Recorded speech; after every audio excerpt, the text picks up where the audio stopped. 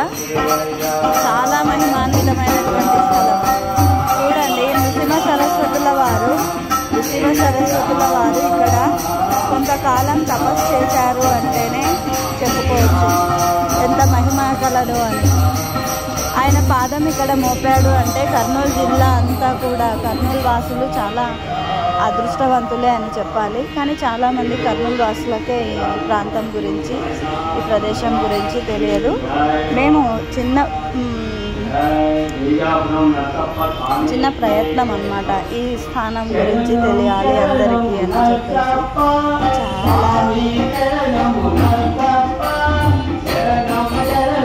దత్త పౌర్ణిమ కాబట్టి చాలా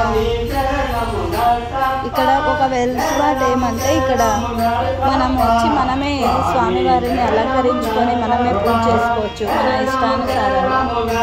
చాలా బాగుంటుంది, ప్రశాంతంగా ఉంటుంది అన్నమాట. ఇక్కడ చాలా ప్రశాంతంగా ఉంటుంది. చిన్న గుడి, చాలా చిన్న గుడి. ఇది బావి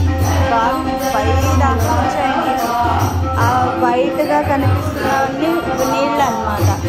నీళ్ళు ఇక్కడ పురాతనమైనటువంటి బావి. పెద్ద సర్పం ఇక్కడ తిరుగుతూ ఉంది అని అంటారు, చాలామంది అన్నారు.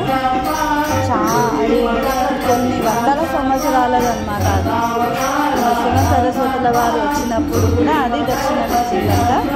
అదే సర్పం ఇంకా ఇక్కడనే తిరుగుతూ, ఇక్కడ పాదుకలు ఉన్నాయన్నమాట. ఈ పాదుకల చుట్టూ తిరిగి మళ్ళీ అది మాయమైపోతుంది అని అన్నారు.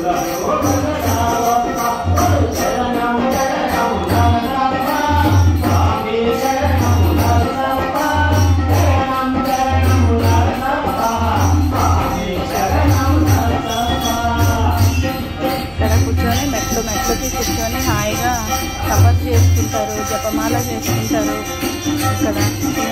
మేమైతే పోయిన వారం ఇక్కడ వచ్చి పారాయణం కూడా చేసుకున్నాము.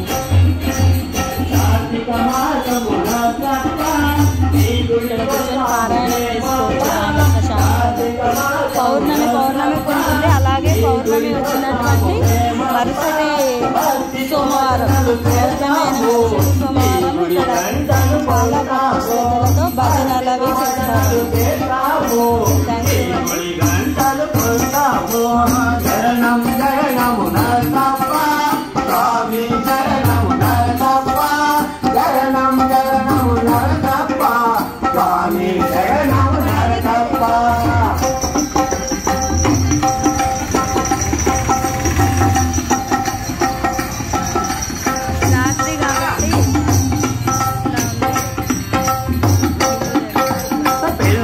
పెద్దలు కలవండి, ఉదర పేటకే రారండి.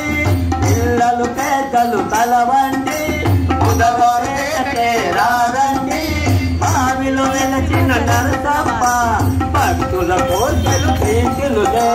బావిలో వెలచిన నరసప్ప భక్తుల కోర్కెలు తీర్చులుగా.